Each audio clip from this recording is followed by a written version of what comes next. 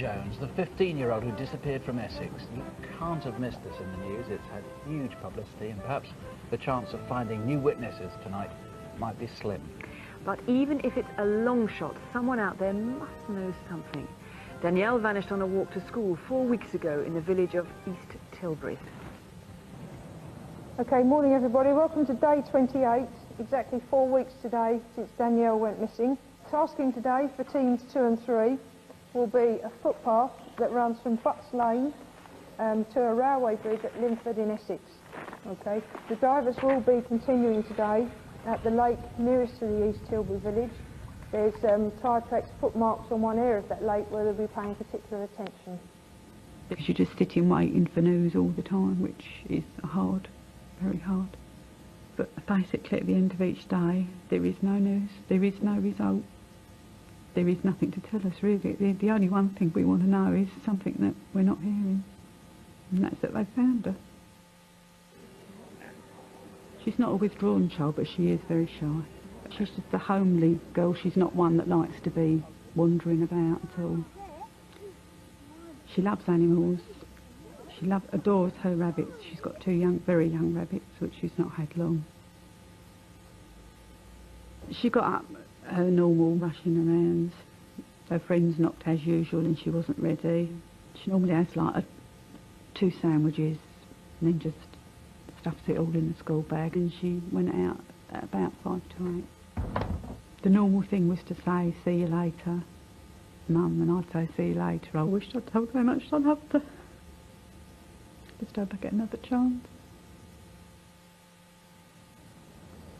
Danielle's brother saw her turn left as usual, but then she turned and walked the other way. Why? 2 schoolboys saw her as well, and assumed she was heading for a nearby shop, though she could have caught the school bus going that way too. She never did. Perhaps quite unconnected, but someone thinks they saw a schoolgirl arguing with a man not far away.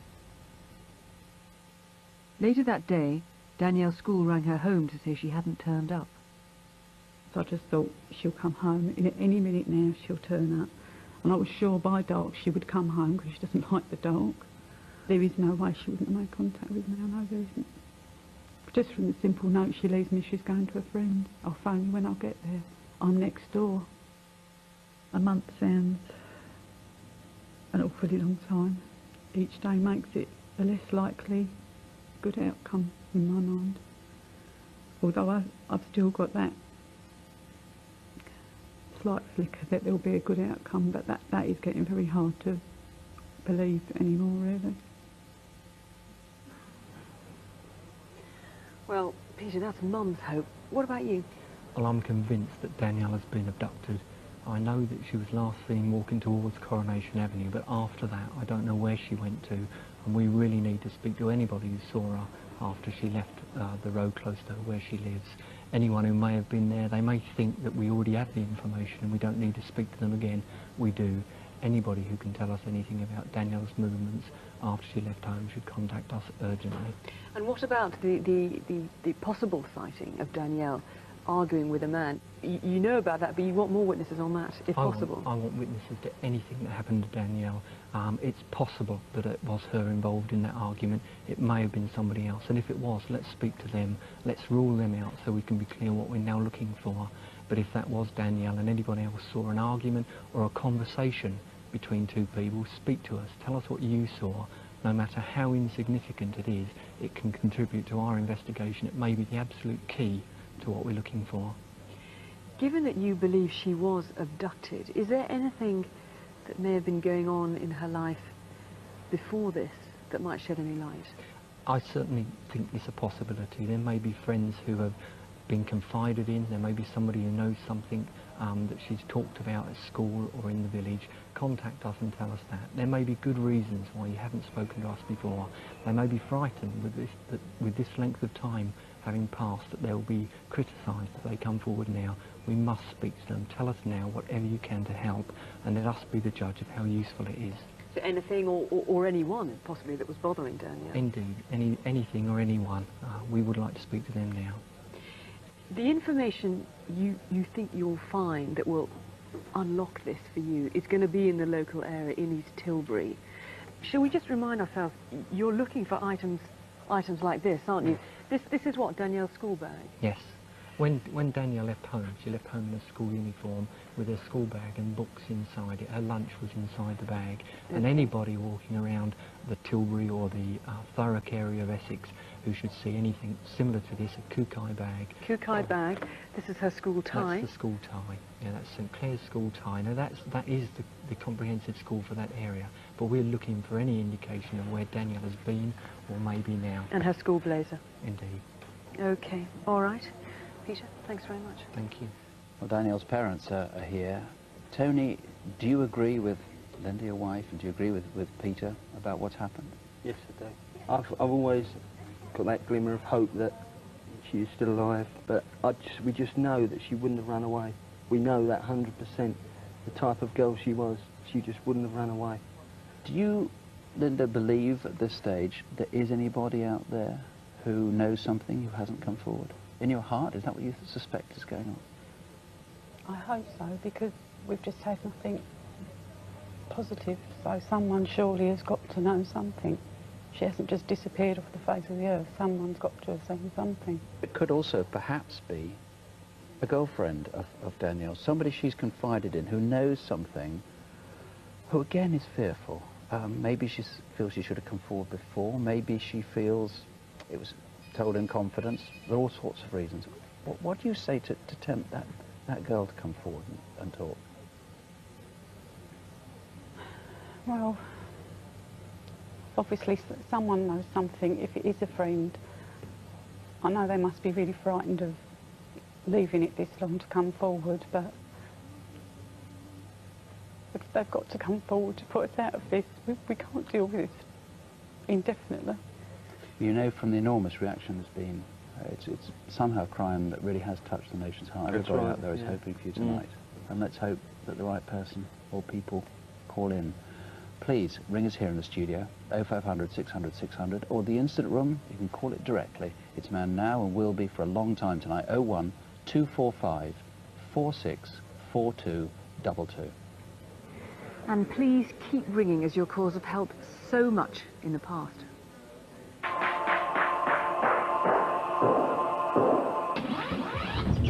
A year ago, a man in West London was woken by a crash and looked outside to see two men raiding a shop. He made a split-second decision to tape over a video of his daughter's birthday and captured them in action. A viewer recognised one of the thieves as Dimitris Shabinsky. He was charged with burglary and given 21 months. His partner, who's under 18, got 10 months.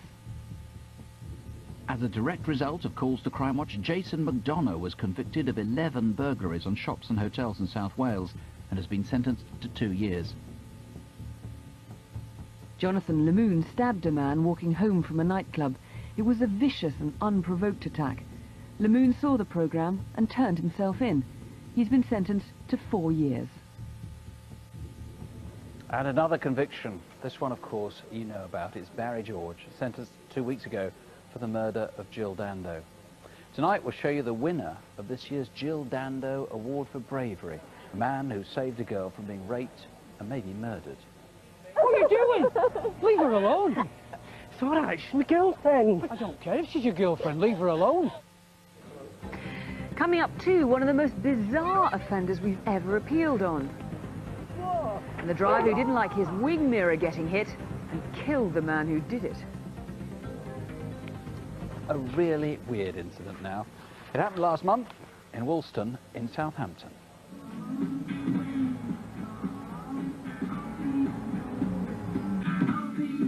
I've been in the business I have now for the last 8 years. It's not a passing trade sort of business, so I rely upon regular clientele. But in Woolston, I would have said I was reasonably well known. All my customers are more friends than they are clients. I do get the odd casuals, obviously.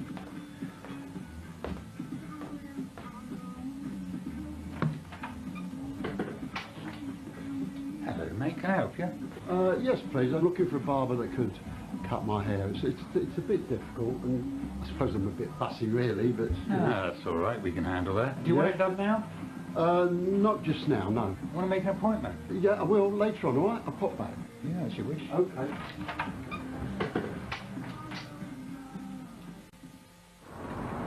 In Woolston that afternoon, a man on a bike really stood out in the crowd. He was spotted dozens of times in the space of 2 hours in and around Victoria Road.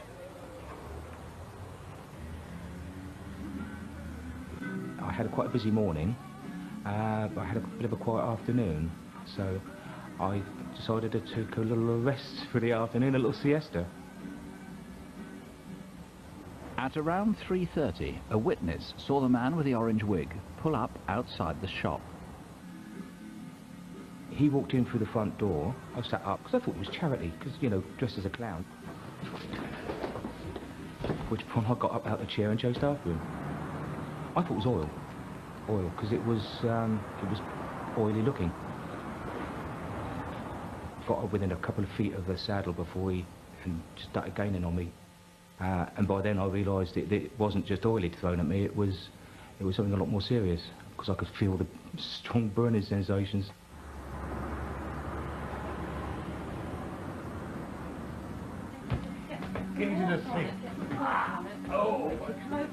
The clothes were melting on me. It was just literally dissolving. And you could see the face actually starting to distort and change in the mirror as I was trying to rinse it off. Oh my God, what's happened? Police still need to trace some of the people who came to help Andy, including the man who'd made inquiries earlier that day. Are you okay? More witnesses saw the attacker cycling off in his wig and boiler suit. He was seen going into Thornycroft Avenue, where he dumped the bike and switched to a black, old-style motorbike with a distinctive raised badge on the tank. Witnesses can track his route up to College Road, where the trail goes cold. Do you know where he went, who he was, or why he did it? I've had skin grafts now. They've all seemed to have taken quite well. There were some bad ones on my head, which I think they'll heal up pretty well eventually. But dwelling upon it and getting bitter about it is totally pointless. He's a nothing, a coward. Nigel, what I didn't say in that is Andy Sinclair was actually pretty lucky to survive. He had terrible injuries. Well, absolutely. If he wasn't wearing glasses, he would have been blinded. He's got permanent facial disfigurement, and the acid, where it's trapped against his body with his clothing, went all the way through the skin and actually into his body.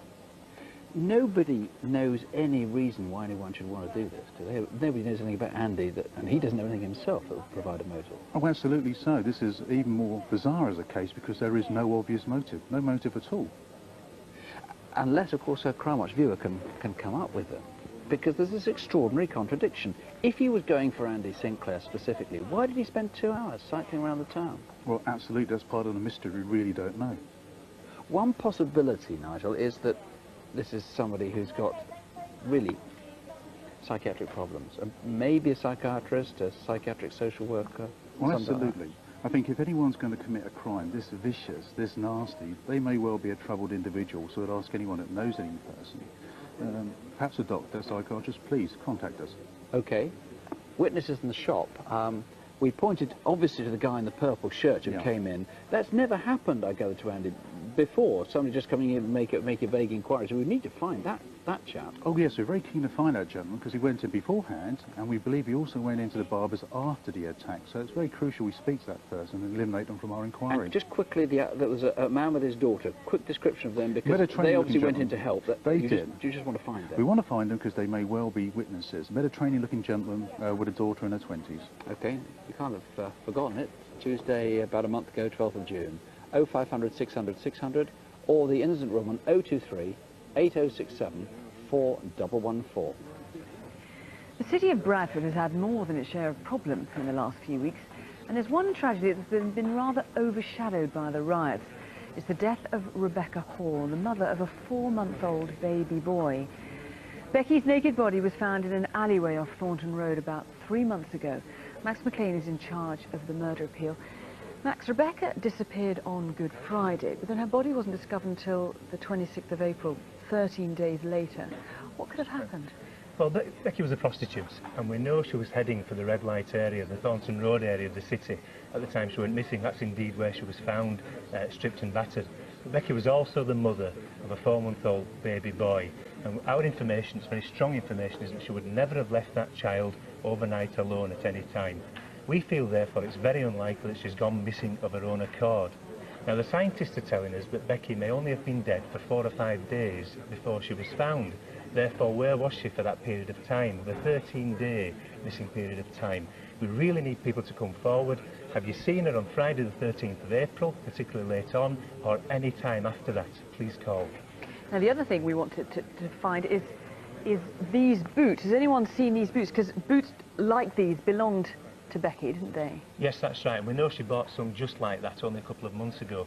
Her clothes were strewn about in the alleyway where she was found, and interestingly, the only item of clothing missing was her footwear. We're pretty sure it would have been footwear like that.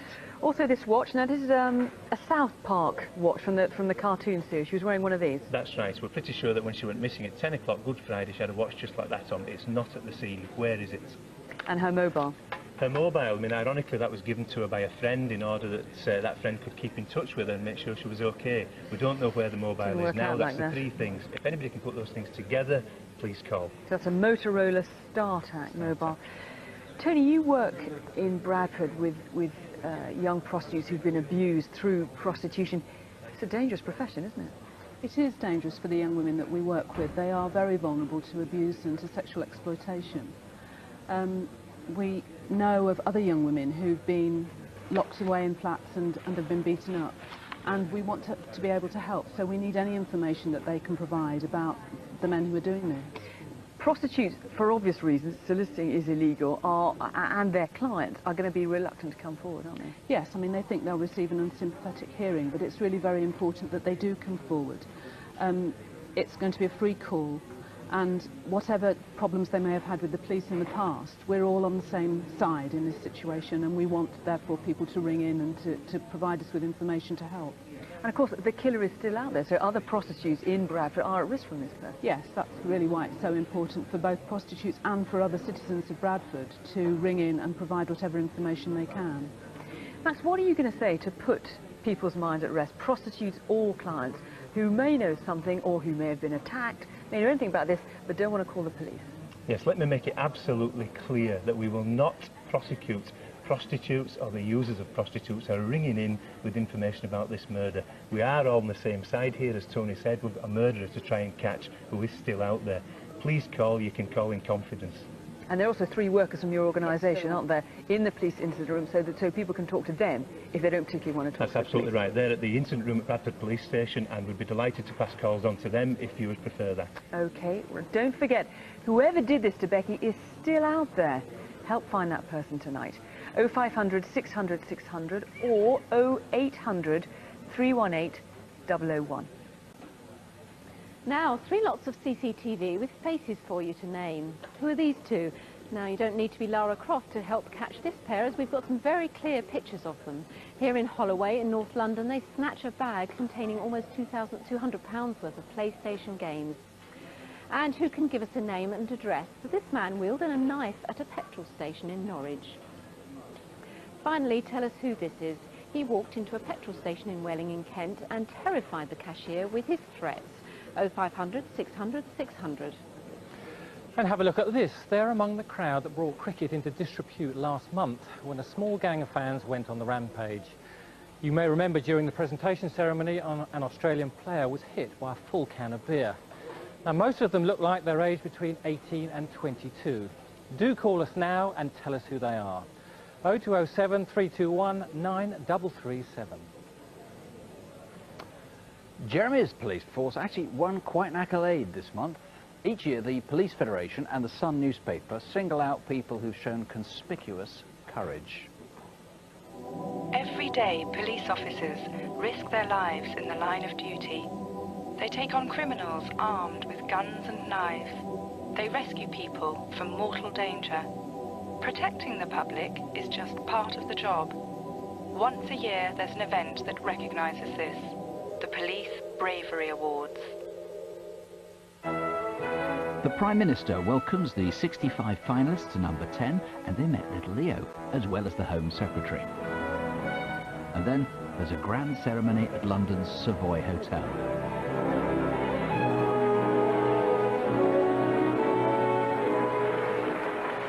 The overall winner of the Police Bravery Award 2000 is Robert Greenall.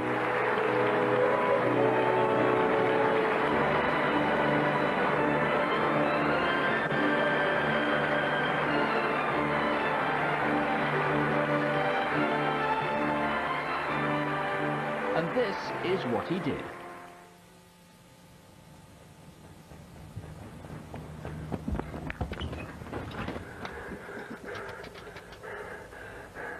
Hello? Fire. Fire.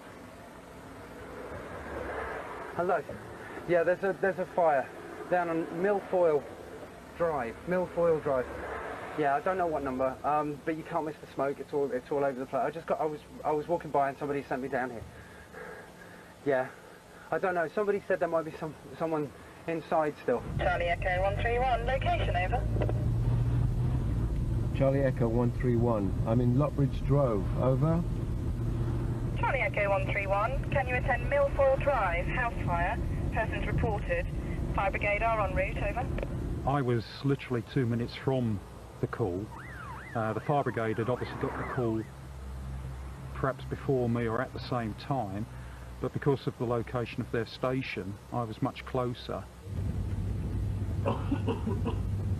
Drove into the road, and as I'm approaching, I can see people at the house, and the smoke is even thicker by this time, and billowing out from the roof area. And I thought then, oh dear, this is bad. Who's in there? Her baby's in there. You just go onto autopilot, and you don't think of anything else other than that there's a baby in the house. I've tried to get in, mate. It's too hot. There's a kid in there. You better hold this. I got thrown back out of the room by the heat and the smoke. Where's the bloody fire brigade? They should be on the way. I went literally running straight into it. As soon as I hit it, it was just like hitting a wall of heat, the noxious smell. It just went straight into my lungs and it burned, and the torch was absolutely useless. And then suddenly I did hear the faint cries of the child, and reality hit me like a concrete block. And again I fell back out of the room.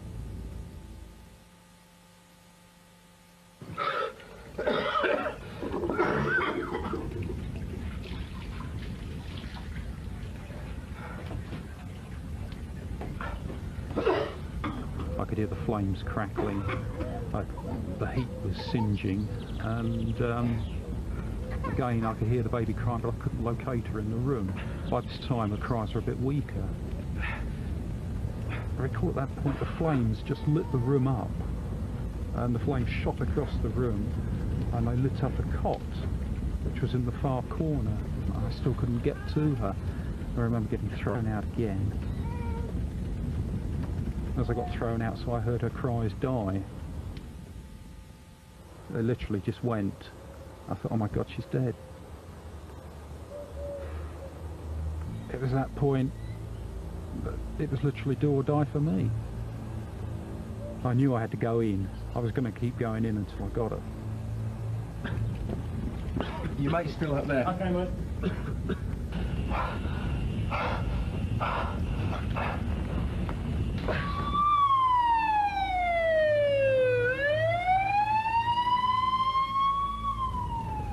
I remember taking the deep breath and standing up into the smoke, feeling the cot, feeling my way down into it, just finding her body. She was lifeless, a limp rag doll. I couldn't feel any movement at all. I expected a little wriggle or a struggle. I couldn't feel a thing. I knew then she'd died.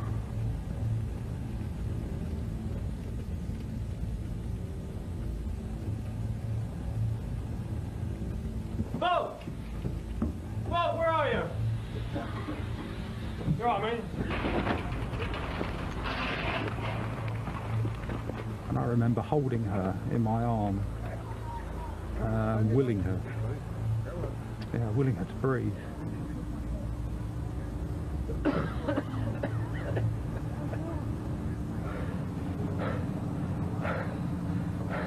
And And she spluttered back to life. Best thing, best noise in the world it was. Best thing I've ever heard. Really was. I was out of it by that point. Just hearing that noise, it switched everything off for me. Sweetest thing I've ever heard.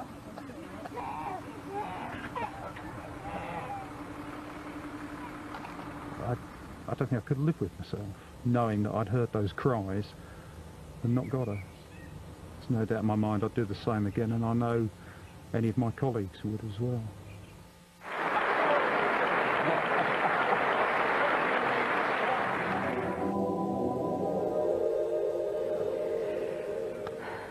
What an amazing man. Now, you know the old expression, it fell off the back of a lorry. Well, if you're offered cheap phone cards or Sainsbury's own brand cigarettes, you might like to know where they came from. Clapham in South London, early on a Monday morning about 5 weeks ago. When the Sainsbury's guy started, because it happens quite often if there's a vehicle broken down or there's getting a snarl up with vehicles in the yard. Need to park here, mate. Can't get in the yard because the lorry's busted. We're waiting for it to be fixed. Well, how long is it going to take? I can't wait all day, mate. I've got other drop-offs to make, yeah? I was just flicking through my paperwork, trying to get it in some sort of order to speed my day up. Because at that time of day, first drop, something goes wrong like that, you know you're going to be there for a while. It's going to be a long day. Move over! Move! What? Move! Move! Move! What? I'll take you your truck! Get out! Shut it! Get out! Get down! Get out! Get down! Get out! Shut it! Get him down! Shut it! Get him down! Shut it! Get out! You won't get out! Get out! Shut it! I said! All right, take it easy. Shut it! Right. On yours! This lorry's fitted up. Yeah. What? Is there an alarm? Well, no, I don't think so. It's got a tracker. No, no tracker, no! You're missing us about, are you? No, I'm sure! Come on. Being held down, it was quite intimidating, but the same as it made me feel small. It was my lorry. They were taking me where they wanted to go. There was nothing I could do about it. Dave. Dave? Yeah. Run away.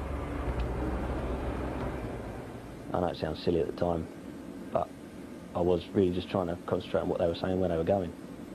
They used two names. I'm not sure if it's their names, but one, the driver was spoken to as Yosh, and the passenger who was sat on me at the time, he was called Jerry. What are you deaf? Get him down, mate! Yosh. He's going to attract attention to us. You've got to slow down, mate! Shut it! I've never been so uncomfortable in my life. The speed bumps were in Shakespeare Road in Brixton, and somewhere near the junction of Cold Harbour Lane they stopped and partly unloaded the lorry. There was a second drop-off in Herne Hill, and then finally Forest Hill. On our way to the last location, there was definitely an air of uncertainty. I wasn't sure what was happening. The driver and the passenger themselves didn't seem to know what was happening. They were always on the phone. They were calling everybody they could think of, trying to get another pickup. They said they was looking for a blue Luton van.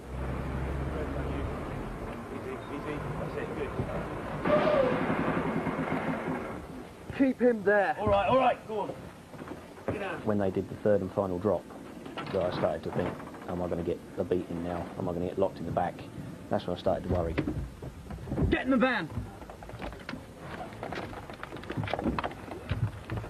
You're being watched, so you stay right here.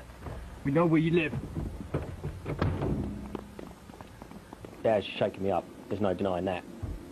And I'd be a liar if I said it hadn't. It might happen again. It might happen to somebody else. But I'm certainly not going to let it stop me doing my job. These are the cigarettes. Sterling is the brand name. If you buy them and they don't come from a Sainsbury's store, beware. You'll be an accessory to a violent crime.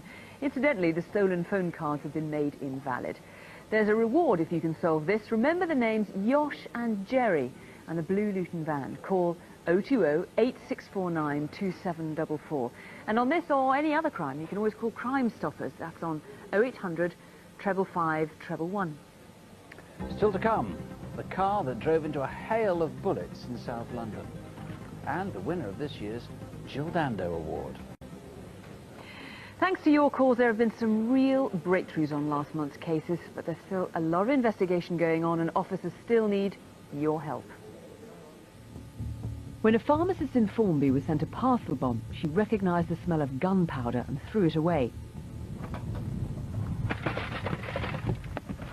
Drive, Dad, drive! It looked like a bomb! It looked like a bomb! We had plenty of theories offered, but we still don't know who sent the bomb or why. In March, David Williamson was murdered. He was found unconscious on a footpath 5 minutes from his home in Sutton-on-the-Forest near York.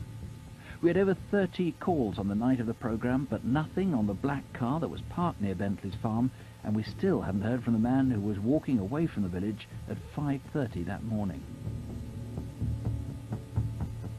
Everybody stay down! Nobody move! Just after Christmas, 3 men raided the home of a Lebanese family in Belgravia in central London. Jewellery valued at over £250,000 was stolen, and it's uninsured. Out of 22 calls in total, 5 of them were good leads, and we immediately began to follow them up. If people have got information still, please come forward. There is a £10,000 reward. Mary Hancock was a sprightly 92-year-old who lived in Southport, Merseyside. In April, her handbag was snatched by a woman who got out of a car. A month later, Mary died from her injuries. We had a good response on this, over 50 calls, and there are a number of strong leads. To be raped is horrific enough, but 2 weeks after a woman was attacked in Alperton in London, the rapist came back to taunt her. Vicky? Hello, Vicky? We had a very good response. We had about 60 calls in the studio. We have to follow up each call because obviously each call counts. It was nice to see that so many people took the trouble to call in, and hopefully we will find the perpetrator.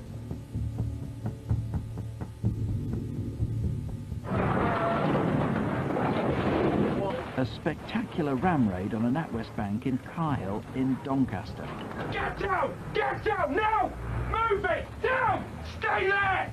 There was one person whose name was put in 4 times by different people. That gave us quite a strong lead, which we're still looking into at the moment. 2 ambulances like these were stolen from outside a supermarket in Wolverhampton. They were for mine clearance projects in Somaliland.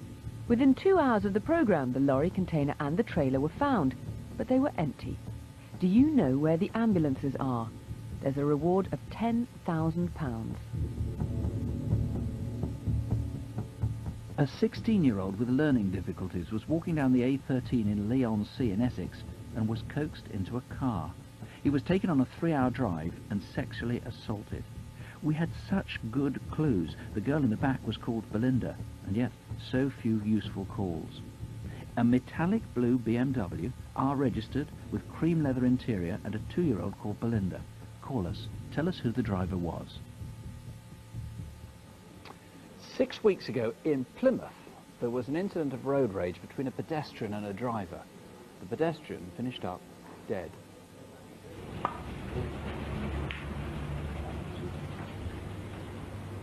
He liked being private. That was the way he was. He was very quiet, very independent. He was helpful, and he helped other people. And he loved his family. No one doubts that Colin Beer had too much to drink that Saturday. He'd been at it all afternoon. I don't know why he'd been drinking that day. It was a surprise to me because when he came to visit me, or me and my wife, I offered to take him out for a drink, and he said no, he wouldn't drink it anymore. He'd stopped drinking. Come on. I know about 7, half 7, I don't know yet. What's the others doing? Just a minute. Look at that blue colour there. What the hell? There's a man stood in the middle of the road. He looked a bit drunk and was staggering a bit.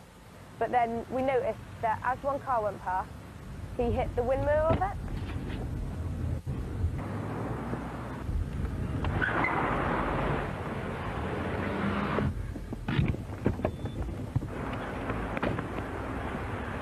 When I first saw him get out the car, I did think that there was going to be a fight, or at least words would be crossed, because he looked angry, but I didn't think that it would be that bad.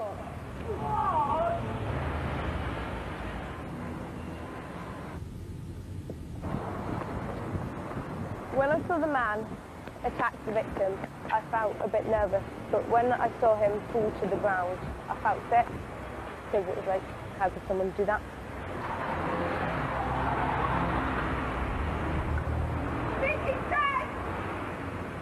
The car was a silver blue Peugeot 406, known as Samarkand Blue.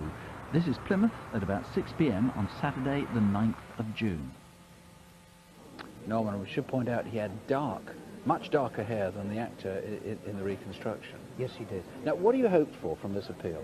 Well, I believe that this person could have been a visitor to the Plymouth area, either working or in pleasure. And Colin Beer was 5 days on intensive care before he died. It's well on the cards that this person actually left the area and doesn't realise the result of his actions. And of course may not even have meant to hurt Colin all that badly. That's right, Nick. One blow, and I don't really think that that fellow ever thought that he would kill Colin Beer as a result of that strike.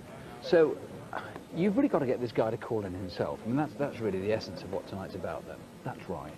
I need to know his side of the story. What happened that day? I've numerous witnesses to this. Many people can identify him. Now, I mean, I was going to say, you're going to get this guy eventually because you've got so many clues and you'll be able to eliminate all the... Because that sort of Peugeot 406, that type of blue, in that town that day is infrequent. You're going to be able to find them eventually. Absolutely. There are only several thousand of those in the UK, and we can methodically work our way through that. So what you need, he to come forward, explain his side of the story, and if not, other people who've got a suspicion who he might be. That's right. My appeal is, who came home on the 9th of June with a sore hand, who has access to that silver blue Peugeot, who is like my artist's impression, and has knowledge of Plymouth or knows people in the Plymouth area. OK, well, the driver may be a sales rep, visiting Plymouth, whoever he is. Maybe he's got relatives there. It's unlikely he set out to kill Colin, as you've heard. So if you know who he is, give us his name, please. 01752 789 039. Or in this or any other crime, you can always call Crime Stoppers on 0800 555 111. Well, from one out-of-the-blue attack to another. This time, though, it started on a train. 3 months ago, passengers were arriving at Victoria Station in London to catch the 8 p.m. train to Thornton Heath. One passenger, Brett, had to sit down carefully to avoid the man opposite, who was sitting on the edge of his seat. The man seemed to spend the entire journey glaring at him. As they got off at Thornton Heath, he shoved Brett off the train and then continued to abuse him as they walked up the stairs. He then seemed to disappear, and Brett walked on towards Tesco's on Parchmore Road. The man then suddenly reappeared and smashed a bottle over Brett's head. I got a few stitches on the top corner of my head, and then I got quite a big cut that went through the back of my ear and actually pierced through the front part of it. And then I got got a little cut just lower down my neck. In total, there was about 35 or 40 stitches that I received from the actual cut itself. Brett was attacked for no reason at all. So who's the man on Thornton Heath platform who fits the description of the attacker? Well, that CCTV is very clear. Someone must recognise him. Call here in the studio or the incident room on 020 8649 1383. Now, here are our house detectives. First, Jackie, with this month's 3 most wanted faces. 3 simple appeals, but 3 stories of appalling violence. This is Joe Ngoni, a Kenyan who may be using a different name, but who's wanted for attempted murder.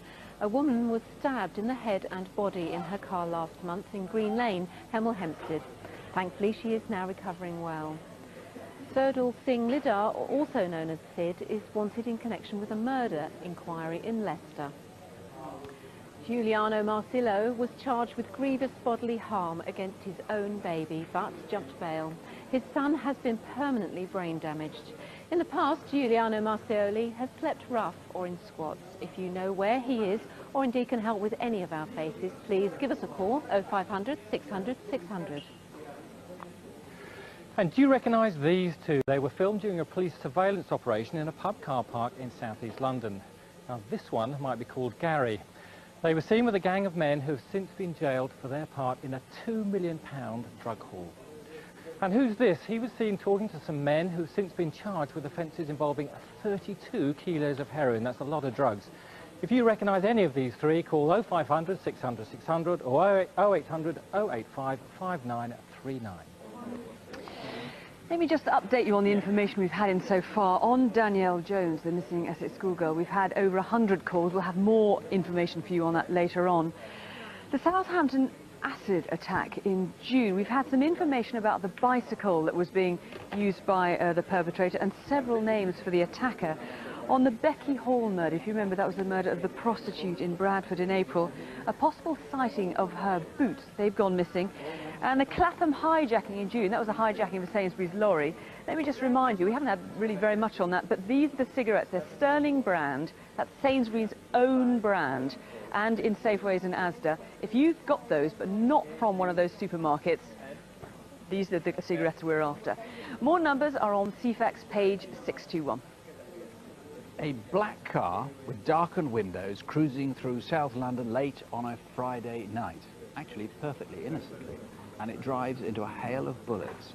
There's no explanation. The driver has no criminal associations, no drugs involvement at all. The only logical conclusion is mistaken identity, or perhaps a traffic argument. This is Oliver's pet shop in Streatham in South London, though its owner's name was Andre Aylward.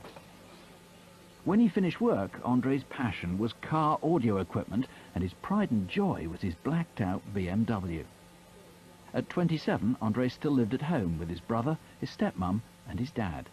I used to joke with him that I didn't like the car because it looked like it was something that was driven by a gangster, because it was black windows, black car, low down, looked like it was fast, stickers on it. It just looked like the sort of car that you imagine gangsters driving. He was witty and he was liked. I mean, he obviously liked living here because otherwise he wouldn't have stayed at home, and so he stayed on. And we used to joke that he was going to be here forever. Sadly, that was not to be. That's Andre leaving a friend's house to drive home late on a Friday night in May. At 2:25 a.m, someone started shooting at him, probably from another car. There may have been a chase, because by the time Andre got close to home, the BMW had been hit from both sides and from two firearms. I heard a sound outside, sort of rat-a-tat-a sound, and it woke me up. And I just sort of thought, it sounds like gunfire, but then you think to yourself, well, it can't, it just doesn't happen around here. One shot hit Andre in the head, another in the neck. As he slumped onto the accelerator, the BMW ploughed into a parked car and a wall. Residents were woken in the early hours of Saturday by the sounds of gunfire. We walked up through the cordon and up the road, and just as we got close enough, you could see the back end of the car, and then you see the number plate, and oh my God, it's his. The shooting may have started on the north side of Streatham Common. Did anyone hear shots? Andre died in hospital. There were flowers all over the front of the shop. We had thousands of messages. People were coming in and saying what a really nice guy he was. And there's a bit of you is proud, but then also you feel so ashamed that you hadn't appreciated what he was like while he was there. It's so tragic. And Ken, you can find nothing in Andre's background that will provide a motive. We've done lots of research into Andre's background, and we found nothing at all that suggests that he's involved in any form of criminality. Perhaps some Crimewatch viewer can help us. If there was a traffic altercation, if he cut somebody out or just around, I mean, it just seems that's a ridiculously disproportionate response to road rage. But if that happened, where would it have happened? Where might people have seen something? It may have happened between Crown Point along Streatham Common North to the junction with Liam Court Road. People may have seen an argument between drivers of two cars. They may have heard the sounds of gunshots. They may have heard very loud music come from Andre's car. I need to hear from people who've seen something, no matter how insignificant it is to them. It could be very important to me. This is 8 weeks ago, 2:20 on a Friday night, early into a Saturday morning. That's right. I mean, presumably, whoever did this hadn't planned it. I mean, even if it was a gangland thing, they couldn't possibly have known where he was going. They couldn't have possibly known it was him, incidentally, because windows are so dark. That's right. His last run was only for 4 minutes, and I don't think this was pre-planned at all. The violence used was exceptional. This person is not the first time they've used this kind of level of violence.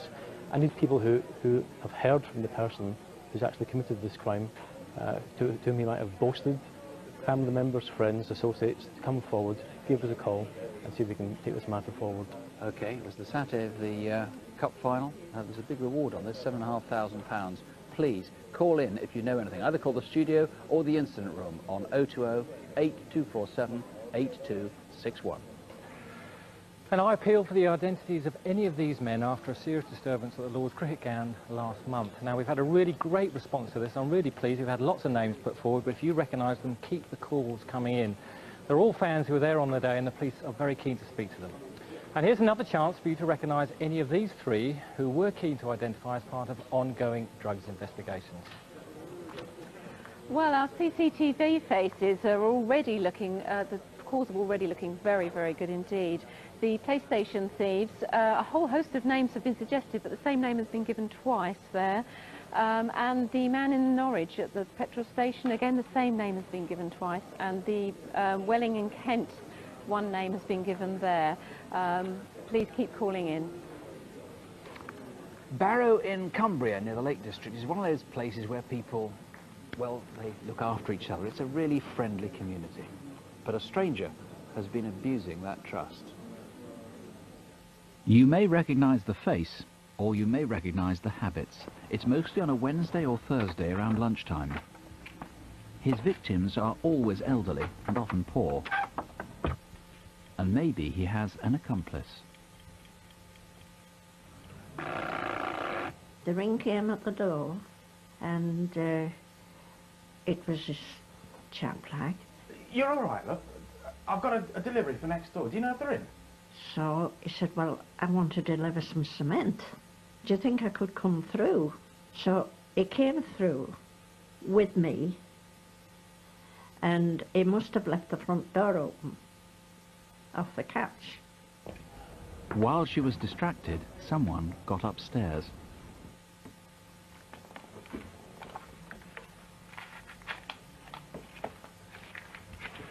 I was going to treat myself to some new clothes, for one thing, because I've never had a lot in life, not in that line.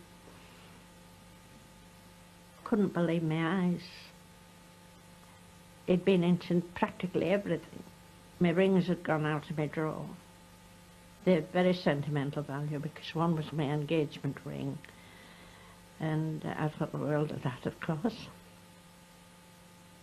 I run upstairs to shut the window, my bedroom window, and I was coming out, and here was this fella laying across my bed like that. I said, what do you think you were doing? He said, I'm looking for a plug. I said, what do you want a plug for? I never ordered a plug. I said, get out. He went. I followed him down. But after that, I don't know where he went.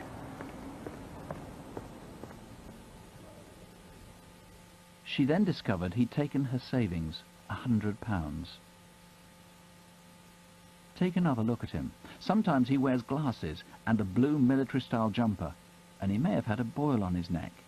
It's possible 50 elderly people have been robbed by him on Wednesdays and Thursdays, remember, in Barrow. 0500 600 600. It's a lot of money, and it takes a hell of a lot of getting together. I think they're stinkers, whoever they are. Says here all of us. We think there are a lot of these offences, of course all of them causing such grief. Do call us. Let me tell you the number again, 0500 600 600, or the incident room, which is 01229 848 880. Incidentally, if you've been a victim of crime, there are numbers you can call. You can call victim support on 0845 30 30 900. Now, 3 months ago, a couple in Finchley in North London had a rare treat, a weekend together without the children. On a Friday night, having dropped the boys with a relative, they met some friends at the Tally-Ho pub on Finchley High Road. After that, the woman went to the Torrington with her friends, while her partner, who had to work the next day, went home. The woman herself left at 12:45. When she reached about here, she was suddenly grabbed from behind. She doesn't know where he came from, and he pulled her down into this alleyway. Didn't see anybody in front of me. I screamed, I think. I'm not sure what I did, to be honest. I'm not sure if I screamed or what, because it just happened too quick. She came down here, she put a jumper snag on some wire, and it cut her jumper, and it also cut her stomach. From the time he grabbed my arm, I didn't remember. Still, from that day till this, know how he got me from there to those steps. He dragged her down here, pushed her down onto these steps here. She was lying here, and he was above her. He was a big man. She put up a fight and was screaming and shouting, trying to push him off. But he was too heavy, she couldn't push him off. She was scratching his face and his neck, and he also possibly got cut by the wire that's here. He then held her down and raped her. I thought he was going to kill me. I didn't think I was going to come back out of there. And all I kept thinking was of my kids. And I licked it. Just was running down the street, but I heard him shout. Where are you? He's a white male who's about 45 to 50 years old, stocky build. Described like a builder because he's quite muscly. He's got boxer-type nose and that is flat. And the victim was quite distinctive about the smell. You know what somebody on the building site smells like? Dirt and sweat. It's a violent attack. It's a stranger attack. She didn't know what was happening. She didn't know the guy. He pulled her off the street and he used a lot of force on her. I want him caught. Because I want him to look me in the face. And he won't be able to do that. There's DNA, so it's easy to eliminate people. Just give us likely names. 0500 600 600 or 020 8733 4465. Let me bring you up to date with what we've heard so far on the disappearance of Danielle Jones. We've had a large number of calls. I mean, it looks like well over 100 here in the studio. How many have you had altogether, Dick? I think we've had closer to 200. Certainly the incident room in Essex has been as busy as it has been in here. Lots and lots of callers. People trying to help, but from what I've seen, really, frankly, disappointing in what you've got. I think the response and the help we're being offered is tremendous. What we're receiving is reports of sightings all over the country and some in Europe. Now, I quite honestly don't think that's Danielle. We're also getting calls about pieces of school uniform discarded in and around the Thurrock area. They're really helpful. I'll have search officers out there to try and find where that uniform is, recover it and see if that's any assistance at all. What I'd also ask is this weekend, if you're out, if you go for a walk with a dog, if you go for a walk in the countryside around Thurrock, keep your eyes open in the future. Tell us of anything you find and let us follow that up and see if that assists at all. And of course, if either Danielle confided or if the offender confided in someone, we wouldn't have expected them necessarily to ring up in the first few moments of the programme. No, anyway. I wouldn't. I certainly think that there might be people, some of the friends who've been confided in, who are in a difficult situation now. They might be sitting with their parents and they simply can't make a call. We're expecting calls over the next two or 3 days, 2 or 3 weeks. Phone us as soon as you can. Give us any information you've got at the earliest opportunity. The calls we've had this evening have been superb. I want some more calls. Focus them in on a piece of information that can help us. Peter, let's hope you get them. Thank you very much indeed. Thank you. Next month we're going to blow our own trumpet a bit. Well, really, it's your trumpet, as it's your calls that last year helped solve dozens of crimes. Come on, then. Yeah, come on. Yeah. I'm arresting you for robbery. Yeah? Jeffrey Banks? Yes? You do me a favour, could you lift the T-shirt up for me? Capture CID, you're under arrest on suspicion of armed robbery. Can I not manage my lasagna? That's the least of your problems, mate. Find out how your calls led to their convictions. Now to the Jill Dando Award. It's part of the Police Bravery Awards, but this one is for a civilian. And this year it went to Stuart Jackson from Bingley in Yorkshire.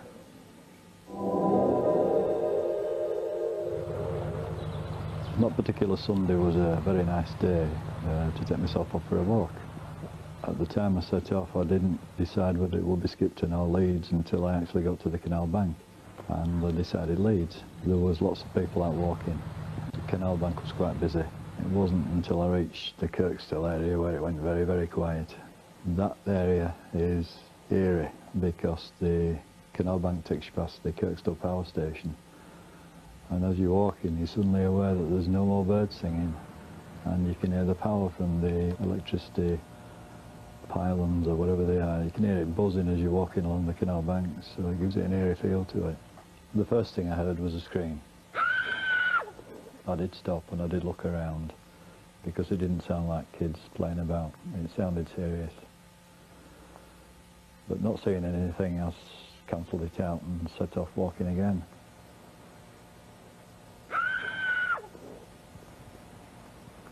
What are you doing? Leave her alone. It's all right, she's my girlfriend. I don't care if she's your girlfriend, leave her alone. She's my girlfriend. No matter what that man said, I didn't believe him. It was a girl's face. It was her eyes, the face, fear. I was quite aware he was younger than me, and I'm not a fighting person, so I didn't want a confrontation, but I did want the incident stopping. Let go of her. Just got an argument. I don't care about that now. Leave her alone. Leave her alone. I said she's my girlfriend. I don't care. I'm not going, love. No, leave her alone. I said leave her alone. Let her go.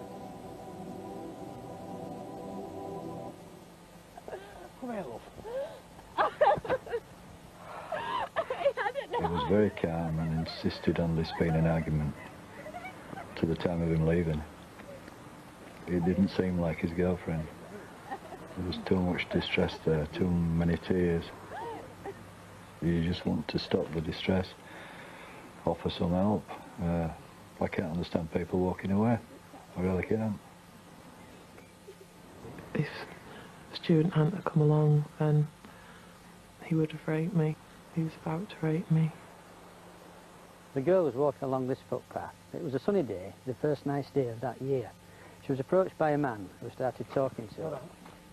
Then he grabbed her and very violently dragged her up here where he attacked her. Now it's clear to me that he intended to rape her, and bearing in mind he had a knife, it could have been so much worse.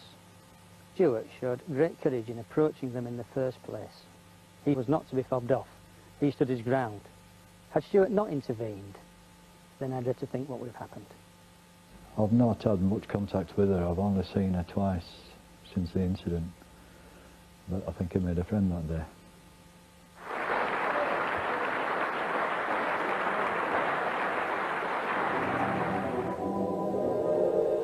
The offender was found, and Dean Liner has been convicted of a whole series of sex offences and has been sentenced to 2 life imprisonments. Well done, Stuart. We'll have more news with Crimewatch Update. That's in 35 minutes. And if you're having an early night, don't have nightmares, do sleep well. Good night. Good night.